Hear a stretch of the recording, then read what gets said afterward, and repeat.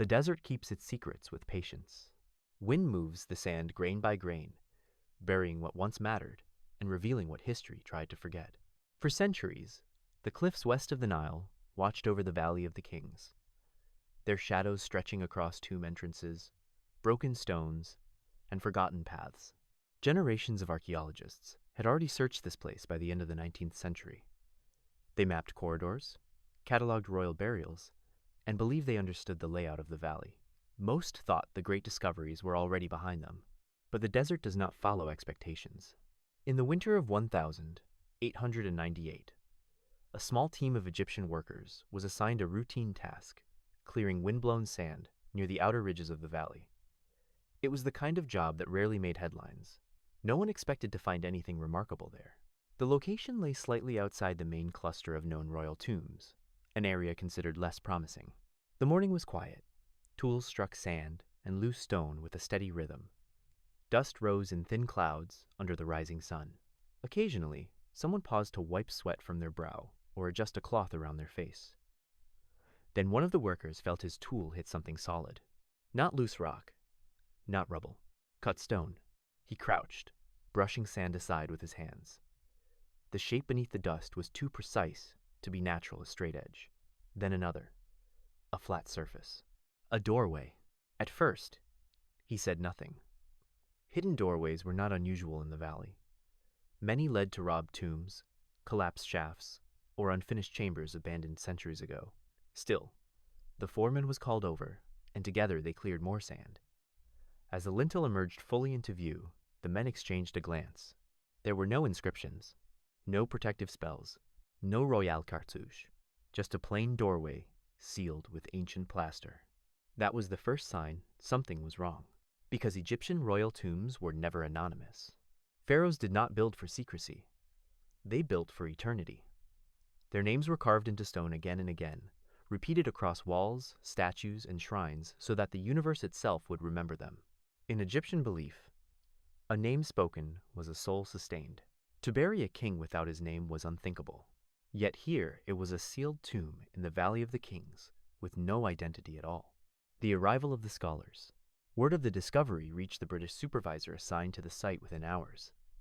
By afternoon, he stood before the doorway himself, studying the seal with narrowed eyes. It was intact. A royal necropolis stamp, still visible in the dried clay, indicated the tomb had been officially closed in antiquity. No cracks suggested forced entry. No marks hinted at looting. This meant something extraordinary. The tomb had not been opened since the burial. Sealed tombs were the rarest of finds. Most royal burials in the valley had been robbed within decades of their completion. A sealed tomb promised untouched artifacts, preserved rituals, and perhaps even a complete burial assemblage. But the absence of a name unsettled the scholars. They expected at least a fragment of identity, a carved title, a faded inscription, something to anchor the tomb in history. Instead, the doorway remained silent. The supervisor ordered the site secured immediately. Guards were posted. Notes were sent to Cairo. Within days, a small team of Egyptologists assembled to examine the entrance. They arrived with notebooks, measuring tools, cameras, and expectations of treasure. What they found instead would challenge everything they thought they knew about royal burials. Opening the door. The morning chosen to open the tomb was unusually cold. The desert wind carried a sharp chill from the cliffs as the team gathered in front of the sealed doorway. Workers carefully chipped away at the plaster seal. Each strike echoed faintly across the valley. Dust fell in thin streams, revealing the stone edges beneath. When the final fragment of plaster broke loose, the doorway opened into darkness. Not collapse, not sand, a descending corridor. The air that drifted out carried the dry stillness of 3,000 years. Torches were lit. For a moment, no one stepped forward. Then the foreman moved first, his light trembling as he crossed the threshold. The passage sloped downward, carved cleanly into the rock, its walls smooth and carefully finished. After a few steps, he stopped. The corridor walls were covered in carvings, but something about them felt wrong. At first glance, the figures looked familiar: gods, ritual scenes, protective symbols meant to guide the king through the afterlife. Yet the arrangement seemed irregular, almost disjointed. One scholar stepped forward, raising his torch closer to the wall. Some inscriptions ended abruptly, as if deliberately erased. Certain figures had been altered, their faces recut or smoothed away. Lines of text appeared incomplete, as though someone had edited the sacred formulas after they were carved. It was subtle, but unmistakable. The tomb looked rewritten, the first unease. As the team moved deeper, their voices dropped instinctively, as if the corridor demanded quiet. The torchlight flickered across walls that seemed to resist interpretation. No continuous funerary text guided the narrative. No royal name appeared to anchor the imagery. Instead, the corridor felt fragmented, almost hesitant. One of the scholars whispered to another, "It's as if someone tried to remove a story without destroying the tomb." That thought lingered as they reached the first chamber. The room beyond the corridor was modest compared to most royal antechambers. Storage jars lined the walls, but many bore no inscriptions. Wooden chests sat sealed but undecorated. Linen bundles lay stacked without the careful symmetry usually seen in royal burials. It looked less like a grand ceremonial space, and more like a burial arranged quickly, quietly, perhaps even secretly. But then, near the far wall, one of the workers noticed something on the floor, fragments of broken plaster scattered in a small pile. When the scholars examined them, they saw faint traces of paint and hieroglyphs. A name had once been written there, a royal name, and someone had destroyed it. Not through erosion, not through accident, deliberately. The meaning of erasure. In ancient Egypt, removing a king's name was one of the most severe acts imaginable. It was more than political opposition. It was an attempt to erase a person from existence itself. Without a name, the dead could not be remembered. Without remembrance, the afterlife faltered. To destroy a king's name was to condemn him to oblivion. So why bury him at all? Why construct a tomb, perform the rituals, and then strip away his identity? The question hung in the air as the team moved toward the deeper passage leading to the burial chamber. Whatever lay ahead, they understood now that this tomb did not belong to an ordinary, forgotten ruler. It belonged to someone whose memory had been intentionally removed, someone whose existence had been inconvenient. The burial chamber. The final corridor opened into a larger chamber, and in its center stood a stone sarcophagus carved from red granite. It was massive, imposing, and unmistakably royal in craftsmanship. Yet its surface was blank. No titles, no throne name, no birth name, nothing. For the first time, in the Valley of the Kings, the archaeologists faced a royal burial with no identity. One of them later wrote in his journal, "We felt as though we had entered the grave of a king the world had been instructed to forget." Standing in that silent chamber, the team realized they were no longer just uncovering a tomb. They were uncovering a secret, a story buried, not by time, but by intention. And as the torchlight flickered across the stone, a question formed that who was this king, and why had someone tried to erase him? The tomb that was rewritten. When the team left the burial chamber that first evening, the sun had already slipped behind the cliffs. The Valley of the Kings fell into shadow quickly, the stone walls absorbing the last traces of light. Workers packed tools in silence, and the scholars spoke only in low voices as they returned to their camp. No one needed to say it aloud. They had not discovered a forgotten tomb. They had discovered a problem, because tombs were supposed to tell stories. This one seemed determined to hide one. The language of stone. The next morning began before dawn. Egyptologists knew that first impressions could be deceptive, and they returned to the corridor armed with measuring cords, tracing paper, and cameras mounted on tripods. Their goal was simple: record everything, every carving, every crack, every surface. As the sun rose outside, the team worked by torchlight inside the passage, carefully copying hieroglyphs and sketching the wall scenes. The deeper they looked, the stranger the tomb became. At first glance, the carvings followed familiar patterns. Scenes showed offerings to the gods, rituals of purification, and symbols meant to guide a king safely through the underworld. But on closer inspection, something felt interrupted. Certain protective texts ended mid-line, as though the stone had been scraped clean before the passage was finished. Some figures showed subtle differences in carving style, the hands sharper, the outlines deeper, suggesting they had been recut later. In one place, a royal figure's body remained intact, but the face had been carefully smoothed away, leaving a blank oval where identity should have been. Not smashed, not hacked, removed with precision. One scholar murmured quietly, "This isn't vandalism, this is editing." And that distinction mattered, because vandalism destroys. Editing rewrites. 2 stories in one tomb. By the 3rd day, the team noticed a pattern. The tomb seemed to contain 2 layers of narrative. The first layer depicted a king performing sacred rituals, receiving blessings from the gods, and preparing for his journey into the afterlife, the standard imagery of royal burial. But the second layer, carved over or beside the first, told a different story. In these later scenes, the king's identity vanished. Titles disappeared. Royal insignia faded. In some cases, the figure itself remained, but the hieroglyphs identifying him had been replaced with neutral phrases. It was as if someone had tried to transform a royal tomb into an anonymous one. The implication was unsettling. This king had not simply died. He had been deliberately removed from history. The weight of political memory. Egypt was a civilization obsessed with continuity. Each pharaoh presented himself as the rightful heir to a divine lineage stretching back to the gods.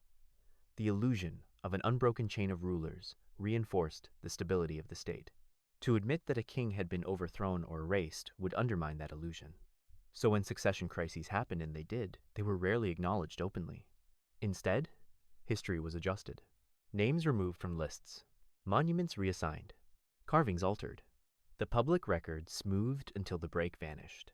The tomb in the valley now looked like physical proof of that process. The first hypothesis, the usurper. Around the campfire that evening, the scholars debated their first theory.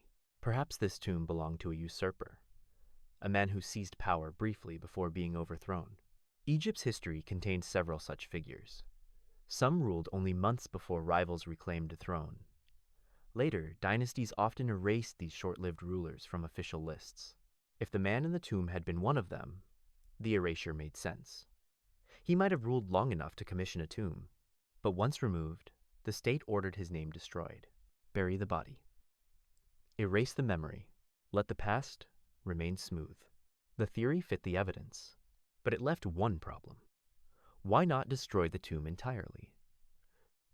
Why allow it to remain intact? That question lingered. The second hypothesis, the heretic. A different theory emerged from the religious imagery. Some carvings hinted at unusual combinations of god scenes that did not align neatly with the dominant temple traditions of the time. One scholar suggested something more radical. What if this king had challenged the religious order? Egypt had seen it before. A pharaoh who promoted new religious ideas, shifting power away from established priesthoods and altering centuries-old rituals. When that ruler died, later kings dismantled his temples and erased his name from monuments across the land. If the tomb belonged to another such reformer, the careful destruction suddenly made sense, because religious rebellion threatened more than politics. It threatened cosmic balance. In Egyptian belief, upsetting the divine order could bring chaos to the world. Erasing such a king would be seen not as revenge, but as restoration. The third hypothesis, the family conflict. But a small discovery complicated everything. In one storage jar near the chamber entrance, archaeologists found a fragment of linen bearing part of a royal title. Not a throne name, a birth title. It suggested legitimate royal lineage. If authentic, it meant the man buried here had not seized power. He had inherited it. Which opened a third possibility. This king might have been part of a succession dispute within the royal family itself. A brother, son, or cousin whose claim was contested. If he lost that struggle violently, or otherwise, the new ruler might have allowed the burial to proceed, but ordered the memory erased to secure his own legitimacy. A political ghost, acknowledged in death, forbidden in history. The growing tension. As the days passed, the tomb's silence became heavier. The scholars realized they were no longer simply documenting a burial. They were uncovering a conflict, a struggle that had unfolded 3,000 years earlier inside palaces, temples, and royal courts. A struggle that ended not just with a death, but with an attempt to remove a man from time itself. And yet, despite all that effort, traces remained. Carvings, too carefully altered. Texts, too deliberately incomplete. Clues hidden in places no one thought to check. It was as if the tomb resisted forgetting. The suspicion beneath the coffin. By the end of the second week, measurements of the burial chamber revealed something unexpected. The sarcophagus was slightly misaligned. It sat just off the chamber's central axis. At first, this seemed minor, but in Egyptian tomb architecture, alignment was sacred. Every object, corridor, and chamber followed symbolic geometry tied to rebirth and cosmic order. Nothing was placed randomly. If the coffin was off-center, it meant something had interfered with the original plan. Either the burial had been rushed, or something lay hidden beneath it. As the team studied the stone floor more closely, they noticed a faint seam running just under the coffin's base.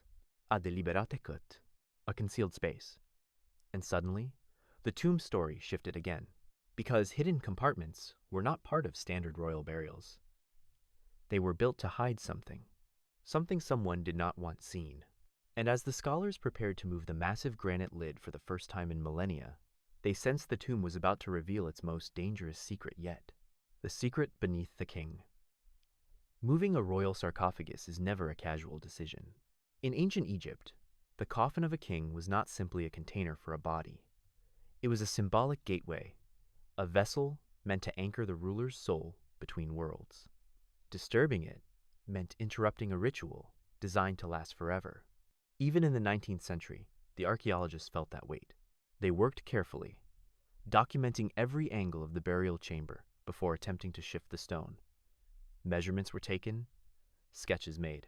The floor inspected for cracks that might cause the coffin to tilt or fracture. The granite sarcophagus was immense, several tons of solid stone lowered into place by workers who had expected it never to move again. But the misalignment remained impossible to ignore. If the coffin sat off-center, it meant either the builders had rushed, or someone had moved it later. Both possibilities suggested urgency, and urgency in a royal burial meant something had gone wrong. Opening the sarcophagus. It took hours to raise the lid even slightly. Wooden braces were placed along the edges, ropes looped beneath carved handles.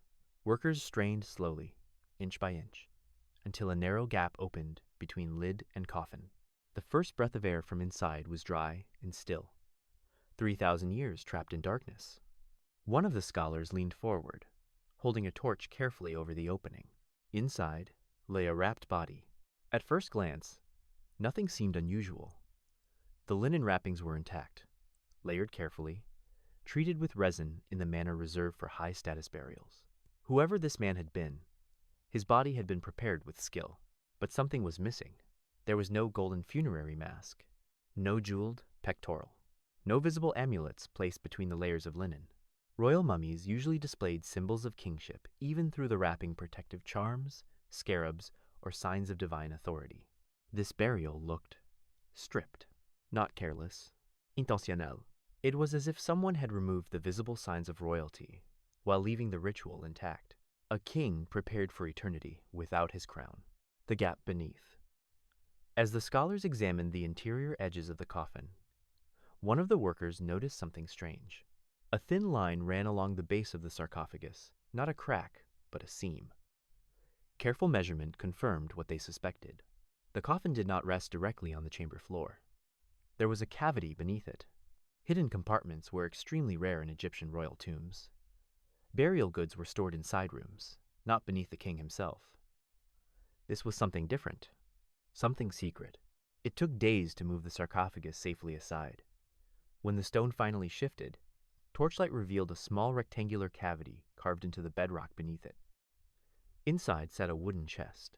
Unlike the undecorated boxes elsewhere in the tomb, this one bore faint traces of blue and gold pigment colors reserved for royalty, and it was sealed.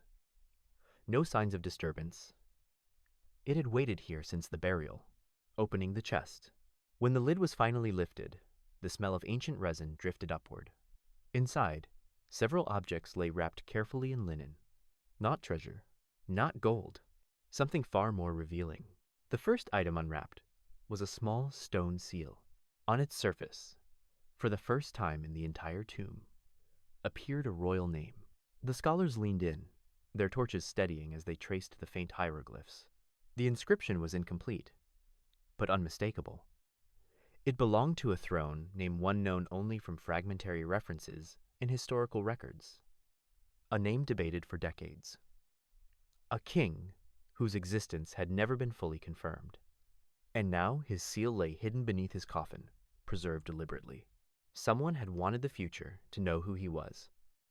The personal objects. Beneath the seal lay several more items. A ceremonial dagger, its hilt broken but its blade still sharp. A fragment of a royal necklace, missing its central emblem. A small wooden figurine of the king seated on a throne, but with the throne's symbols carefully shaved away. Each object told the same story. This man had been a pharaoh, but by the time he was buried, someone was stripping him of that identity piece by piece. Not violently, systematically, as if following orders. The papyrus message. At the bottom of the chest lay the final item. A folded strip of papyrus.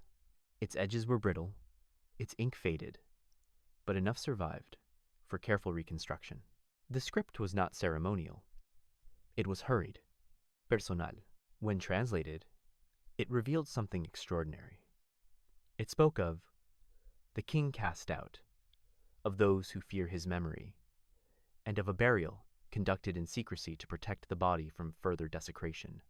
One final line, almost lost to time, suggested something even more unsettling. The king's enemies were still alive when he was buried. The shift in understanding. That sentence changed everything. Until then, the scholars had assumed the erasure might have occurred years later, after political shifts or religious reforms. But this message implied immediacy. The burial had taken place while the conflict was still unfolding. This was no historical correction. This was damage control.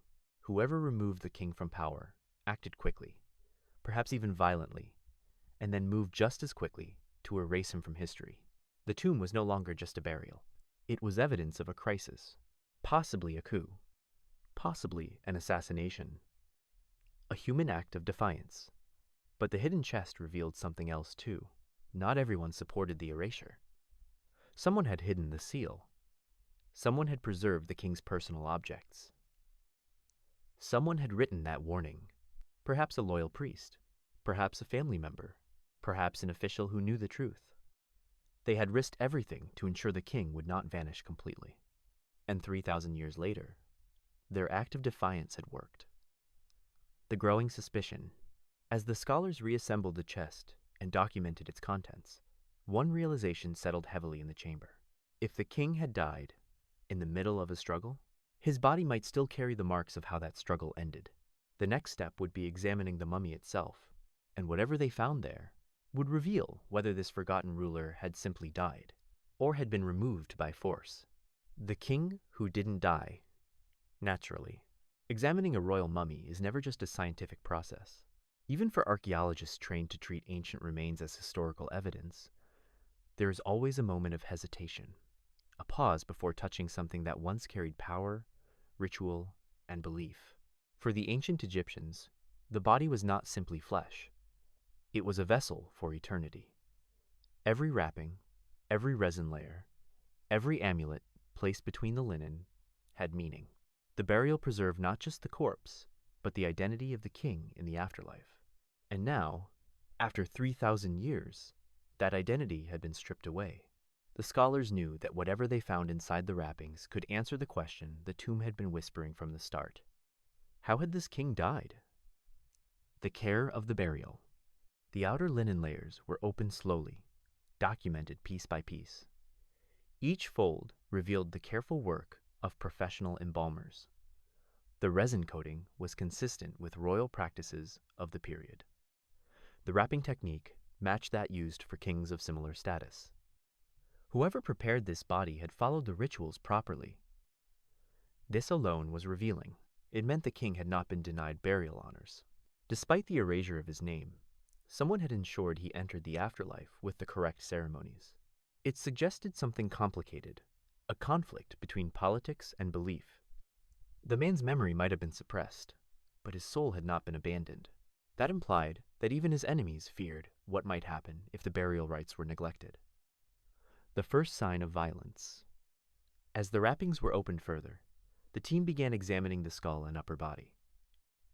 At first, the bones appeared intact. Then one of the medical examiners paused. Near the base of the skull, just behind the ear, a narrow fracture ran diagonally across the bone. It was subtle, but unmistakable.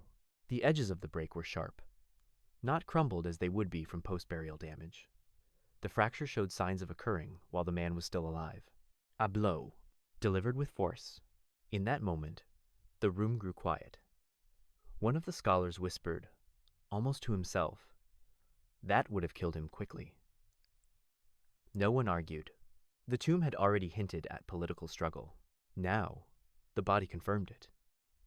This king had not died peacefully. He had been struck down.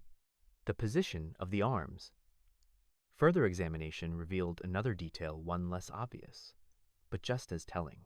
Royal mummies were traditionally buried with their arms crossed over their chest, holding symbolic regalia or positioned in the gesture of divine kingship. This body was different. The arms rested lower, closer to the torso, in a posture more typical of high officials than pharaohs. Such positioning was not accidental. Burial posture reflected status in the afterlife. If the body had originally been arranged as a king and later repositioned, it meant someone had altered his identity even after death, not destroying the body, not denying the burial, but quietly diminishing the role he would play in eternity. It was the physical equivalent of erasing his name, the reconstruction of events. By now, the scholars were beginning to piece together a possible sequence. A king ascends the throne. A conflict erupts, political, religious, or both. The king is struck down suddenly, perhaps within the palace itself. His supporters ensure he receives a proper burial, fearing the consequences of neglecting the rituals. But the new regime moves quickly to erase him. Carvings are altered, his name removed, his burial simplified, his identity downgraded. A careful compromise between fear of the gods and the needs of power. The tomb, once meant to honor a ruler, becomes a silent monument to his removal. The human story behind the bones. As the examination continued, the king's age at death was estimated. He was not elderly, not frail. He appeared to have been in his prime, perhaps in his 30s or early 40s. That detail added another layer to the mystery. This was not the death of a ruler worn down by time. This was the sudden end of a reign that might otherwise have lasted decades. And that raised a chilling possibility. The king had not simply died during instability. He had been removed because someone needed him gone. The question of the successor. In ancient Egypt, succession was rarely simple. While ideology portrayed kingship as divinely ordained, reality often involved competing claims from brothers, sons, generals, and priests. If this ruler had threatened powerful factions, his death might have been seen as necessary to preserve order. But that order came at a cost, because the effort to erase him was almost as revealing as the act itself. It meant the new regime feared not just his rule, but his memory. The tomb becomes evidence. By the time the examination ended, the tomb no longer felt like a burial site. It felt like testimony. The altered walls spoke of deliberate rewriting. The hidden chest spoke of secret loyalty. The fatal wound spoke of violence. Taken together, they formed something far more powerful than a single artifact. They formed a narrative, a story of power contested, a king removed, and history reshaped to hide it. The next lead. But one question still lingered. If the king had been killed, and his identity erased, then someone else must have taken the throne immediately afterward. Someone whose legitimacy depended on this ruler's disappearance. Somewhere in Egypt's historical record, there must be a king whose rise coincided with this man's fall. Finding that successor could confirm the entire story. And as the scholars began comparing the tomb's clues with known timelines, they realized the answer might already exist in the official records. hidden not in stone, but in the gaps between names. The chamber no one was meant to find. By the time the examination of the mummy concluded, the scholars believed they had uncovered the heart of the mystery. A king had died violently. His burial had been preserved but stripped of identity. His memory had been deliberately suppressed. It seemed the tomb had told its story, until one small detail changed everything. The suspicious wall, near the upper section of the entrance corridor, where the passage turned toward the first chamber. One of the workers noticed something odd. When his tool struck the wall, the sound was duller than expected. Not hollow exactly, but thinner. Egyptian tombs were cut directly into bedrock. Their walls usually carried the same dense, resonant tone throughout. This section sounded different. The foreman called the scholars over, and they began examining the surface closely. Faint vertical tool marks ran across the stone marks, inconsistent with the rest of the corridor. The texture was smoother, newer. This wasn't original construction. It was a seal. Someone in antiquity had built this wall to block something off, and that meant there was another space behind it. Breaking through. Removing the stones required patience. Unlike the entrance doorway, this wall bore no official necropolis seal, no warning inscriptions, no ceremonial markings. It wasn't meant to be formal. It was meant to be forgotten. Stone by stone, the barrier came apart, revealing a narrow passage descending sharply into darkness. The air inside felt colder, untouched. Dust lay undisturbed. Torchlight pushed forward slowly, illuminating rough walls, unlike the carefully finished corridors of the main tomb. This passage had not been part of the original design. It had been added later, which meant someone had returned to this tomb after the burial, returned with purpose. The hidden chamber. At the end of the passage, the corridor opened into a small chamber carved from raw limestone. There were no painted walls, no inscriptions covering the surface, just a single object in the center, a small stone shrine, simple, unadorned. Yet the moment the torchlight reached its front panel, every scholar in the room froze.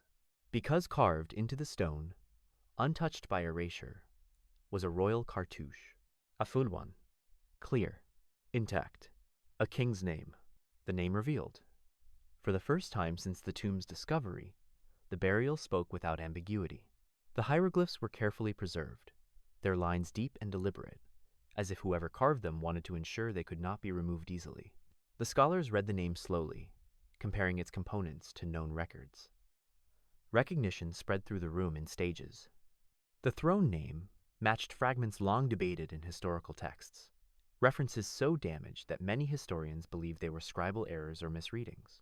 But here it was, carved in stone, undeniable.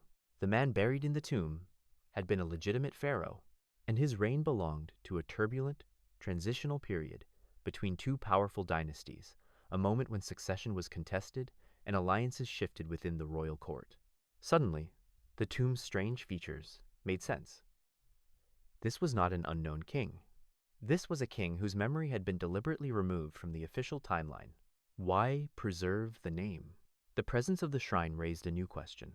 If the regime that followed had worked so hard to erase this ruler, why preserve his name here? The answer seemed clear. Someone involved in the burial believed the erasure was unjust. Perhaps a priest loyal to the king, perhaps a family member, perhaps an official who knew the truth of his death. They had built this chamber in secret, sealed it behind a wall, and hidden the king's name where politics could not reach it. It was an act of quiet defiance, a message to the future, and it had worked. The shrine's offering. Inside the shrine, archaeologists discovered a small alabaster tablet. Its inscription, written in careful hieratic script, appeared to be a dedication from a temple priest. The translation stunned the team. The tablet referred to the king as beloved of the gods, unjustly cast aside. This was no neutral memorial. It was a declaration. Someone in antiquity believed the king had been wronged, and they had risked their own safety to record it. The historical shift. With the king's name confirmed, historians could finally place the tomb in time. The ruler's brief reign aligned with a known gap in the historical record, a moment where official king lists seemed oddly compressed. Some inscriptions skipped directly from one ruler to the next. Others hinted at a short-lived predecessor whose monuments had vanished. The tomb now filled that gap.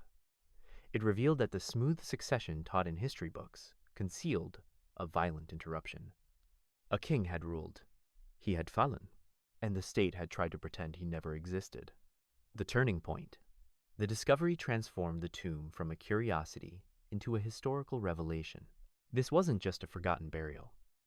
It was evidence that ancient Egypt's official history had been edited, that the divine continuity of kingship was, at times, a carefully maintained illusion. And if one ruler could be erased so thoroughly, how many others might still lie hidden beneath the desert? The final question before the endgame. With the king identified, only one piece of the puzzle remained. If this man had been removed during a struggle, someone else must have taken the throne immediately afterward. Somewhere in Egypt's monuments, inscriptions, and temple walls, there must be a ruler whose rise depended on this king's disappearance.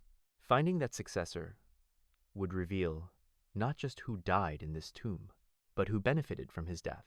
And that answer would lead the scholars beyond the tomb entirely, into the political heart of ancient Egypt itself, the king who replaced him. Once the hidden shrine revealed the erased king's name, the focus of the investigation shifted. The tomb had given historians its first certainty. Now they needed its second. If this ruler had been removed violently, someone else must have taken the throne immediately afterward. In ancient Egypt, power never remained vacant for long. The throne, like the sun, had to rise again each day. Searching for the successor, the scholars turned to temple inscriptions, royal lists, and monument records across Egypt. They were looking for a pattern. A ruler whose reign began suddenly. A king whose monuments appeared quickly, almost urgently. A pharaoh whose legitimacy seemed constructed rather than inherited. One candidate stood out. There was a ruler whose name appeared in official records immediately after the short gap where the erased king now fit. His monuments were numerous, but curiously repetitive. Statues showed the same scenes repeated across different temples, as if produced in haste. In several locations, inscriptions appeared recarved, replacing earlier names.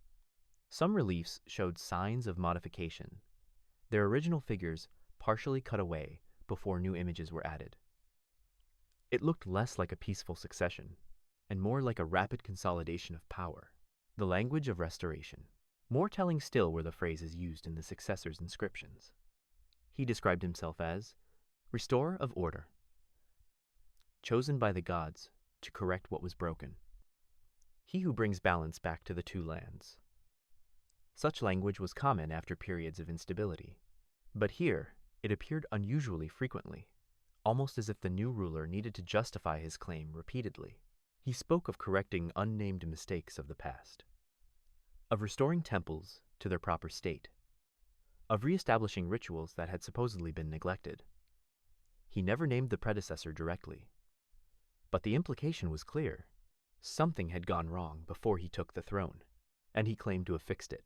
The religious factor. As scholars compared temple records from different regions, a deeper pattern emerged. During the erased king's brief reign, certain temples appeared to receive unusual attention offerings redirected. Priests promoted, resources shifted. Under the successor, those changes reversed almost immediately. Power returned to the dominant priesthoods. Old rituals were emphasized again. Traditional deities regained prominence. This suggested that the conflict between the two rulers might not have been purely political. It may have been ideological, a struggle not just for the throne, but for control of religion itself. In Egypt, kingship and divinity were inseparable. Whoever controlled the temples controlled legitimacy. If the erased king had threatened that balance, removing him would have been seen not as treason, but as salvation. The pattern of replacement. Further evidence appeared in architectural records. Several unfinished monuments dated to the erased king's short reign showed later inscriptions attributing them to the successor. It was a familiar strategy. Instead of destroying monuments outright, new rulers often reassigned them, absorbing the legacy of their predecessors. But the speed of these changes suggested urgency, as if the new king needed to establish continuity quickly. Erase the gap. make it seem as though his rule had always been inevitable. The political interpretation. By now, the scholars could reconstruct a likely sequence. A legitimate king ascends the throne. His policies political, religious, or both disrupt powerful factions. Opposition forms within the court. At some point, the king is struck down, perhaps within the palace itself. His supporters ensure he receives proper burial rites, fearing divine consequences. But the new regime moves swiftly to secure power. The king's name is removed, his monuments reassigned, his reign compressed out of the timeline. History resumes as though nothing happened. A seamless line of rulers restored. Except it wasn't seamless at all. The fear of the dead. One detail still puzzled the scholars. If the successor had truly orchestrated the removal, why not destroy the tomb completely? Why allow the burial to remain? The answer likely lay in belief. Ancient Egyptians feared the consequences of disturbing the dead, especially a king. Destroying a tomb outright risked spiritual imbalance, curses, or divine retribution. It was safer to neutralize the burial than erase it. Remove the name, strip the identity. Let the body remain. A compromise between politics and fear. The historical impact. The discovery forced historians to reconsider the official narrative of this period. What had long been described as a smooth transition between rulers now appeared to conceal a violent interruption. The successor's reign, once viewed as stable and legitimate, now looked more complicated. It may have begun not with divine approval, but with blood. The tomb had exposed a truth that monuments alone never could. Because monuments told the story kings wanted remembered, tombs sometimes preserved what they wanted forgotten. The broader meaning. By this point, the tomb had grown larger than a single ruler. It had become a case study in how history itself is constructed. It showed that even in a civilization famous for its permanence, narratives could be altered, names removed, and memories reshaped. What survived was not always what happened. It was what power allowed to remain. And sometimes, only archaeology could reveal the difference. The approach to the end. With both kings now identified the erased ruler and the one who replaced him, the scholars had enough evidence to understand what had happened. But understanding events was not the same as understanding their meaning, because the real significance of the tomb was not simply that a king had been forgotten. It was that someone had tried to ensure he stayed forgotten. And yet, 3,000 years later, the desert had returned his story. The final step now was not discovery. It was reflection.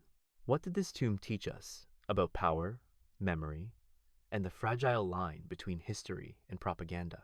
That answer would shape how scholars saw ancient Egypt forever. The Pharaoh history tried to erase.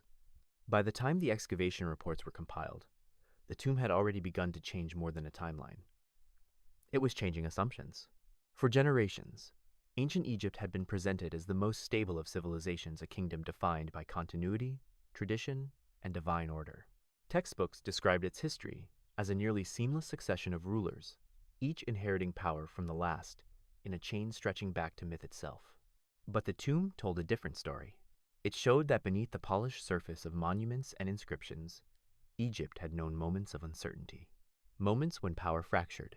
Moments when the official narrative had to be corrected. The illusion of eternal order. Egyptian kingship depended on a powerful idea that the pharaoh was chosen by the gods, and that his rule maintained the balance of the cosmos. To admit that a king could be violently removed, or that his reign might be rejected, threatened that belief. So when such events happened, they were rarely recorded directly. Instead, history was reshaped. Names vanished from king lists. Monuments were reassigned. Reliefs were altered. Texts rewritten. The timeline remained smooth not because it truly was, but because it had been carefully edited. The tomb in the valley provided physical proof of that editing. Stone walls, altered faces, and erased names revealed a process historians had long suspected but rarely seen so clearly. Archaeology versus propaganda. Written records in ancient Egypt often served political purposes. They were commissioned by kings, carved by state artisans, and placed in temples designed to reinforce legitimacy. Archaeology, however, works differently. It preserves accidents, oversights, Secrets hidden beneath floors or behind walls. Where texts proclaim certainty, artifacts sometimes whisper contradiction. This tomb was one of those whispers. It showed that the official story of this period, once accepted as stable succession, concealed a violent disruption. And if it happened once, scholars had to consider how often it might have happened elsewhere, re-examining the past. Following the discovery, historians began reviewing other gaps in Egyptian records with renewed skepticism.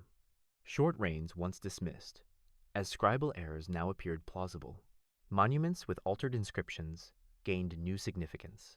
Transitions described as peaceful were reconsidered in light of the tomb's evidence. The discovery did not rewrite Egyptian history overnight, but it changed the questions scholars asked. The human element of memory. Yet beyond the academic implications, the tomb carried a more personal message. Someone in antiquity had tried to erase this king, but someone else had tried to preserve him. The hidden shrine, the secret seal, the papyrus message. These were not official acts. They were personal ones. Someone risked punishment to ensure the king's name would survive. That act of loyalty transcended politics. It spoke of grief, conviction, perhaps even resistance. And it reminds us that history is not shaped only by rulers.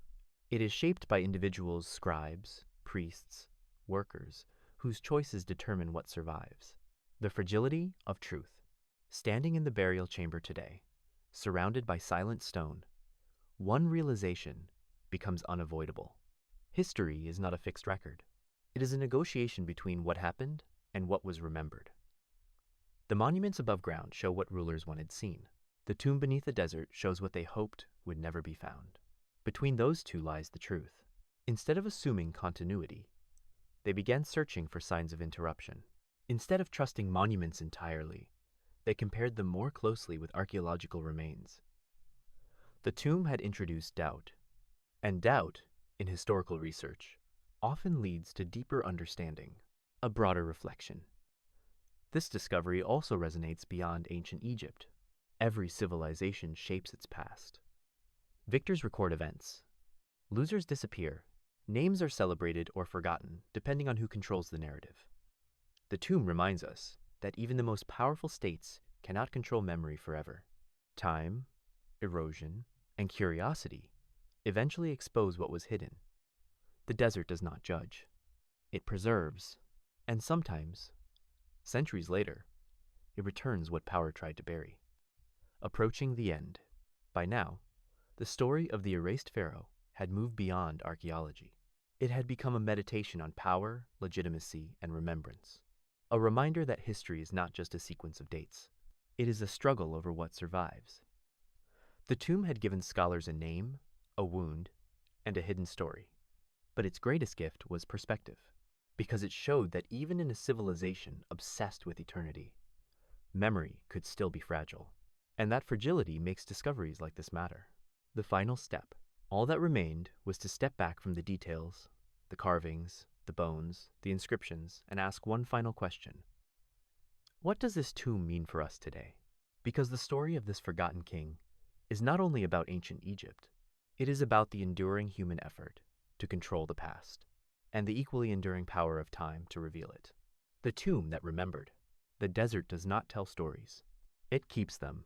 For thousands of years, this tomb lay hidden beneath drifting sand, its entrance sealed, its corridors silent, its king nameless to the world above. Empires rose and fell across the Nile. Languages changed. Religions faded. Cities expanded, collapsed, and were rebuilt. But beneath the cliffs of the valley, the burial remained, waiting, not for worship, not for treasure, for recognition. The return of a forgotten king. When the workers first brushed away the sand from that doorway in 1898, they could not have known what they were uncovering. They believed they had found a tomb. In truth, they had uncovered a story. A ruler struck down in the middle of a struggle. A burial carried out in secrecy. A name removed from monuments, temples, and records. A memory carefully dismantled by those who followed him. Yet, despite all that effort, the king endured. His seal survived beneath his coffin. His name endured in a hidden shrine. His story remained encoded in altered carvings and fractured texts, and centuries later, the desert returned him. The lesson of the tomb: ancient Egypt built its monuments to outlast time. Pyramids, temples, statues, and inscriptions were meant to preserve kings forever. But this tomb teaches a different lesson. It reminds us that power can outlast stone only if memory allows it. A ruler's monuments may dominate the landscape, but if his name is erased, his reign can vanish. History is not just what happened, it is what survives. And survival often depends less on truth than on who controls the narrative. The Echo Beyond Egypt. The story of this tomb reaches far beyond the Valley of the Kings, because the struggle it reveals, the battle over memory, legitimacy, and truth, is not unique to ancient Egypt. Every civilization shapes its past. Every era chooses which names to celebrate and which to forget. Victors record their version of events. Opponents disappear from the official story. Sometimes that process is subtle. Sometimes it is deliberate. But the tomb reminds us that no narrative is permanent. Time erodes certainty. Curiosity exposes silence. And eventually, what was buried has a way of returning. The power of discovery. Standing in the burial chamber today, with the stone walls still bearing the marks of ancient chisels, it becomes clear that this tomb is more than a historical curiosity. It is a warning, a reminder that history is fragile, that even the most powerful rulers cannot fully control how they will be remembered, and that sometimes the stories we lose are the ones that teach us the most. Because the erased king in this tomb may have ruled only briefly. His monuments may have been reassigned. His name may have vanished from official lists. But the attempt to silence him is what preserved him. Without that effort, he might have been just another ruler in a long line. Instead, he became a mystery, and mysteries endure. Returning to the valley. If you stand at the entrance to the tomb today, the Valley of the Kings stretches out in every direction, cliffs glowing in the sun, shadows pooling in the recesses of ancient doorways. Some tombs are famous, some are empty. Some still lie undiscovered. And somewhere beneath that desert floor, there may be more rulers whose stories have yet to return, more names erased, more histories rewritten, more truths waiting for someone to uncover them. The final thought. The desert buried his name. Power tried to erase him. History forgot him, but time gave him back. And that may be the greatest lesson of all. Because in the end, memory does not belong to kings. It belongs to those who search for it. Some rulers build monuments to be remembered. Others are remembered because someone tried to make them disappear.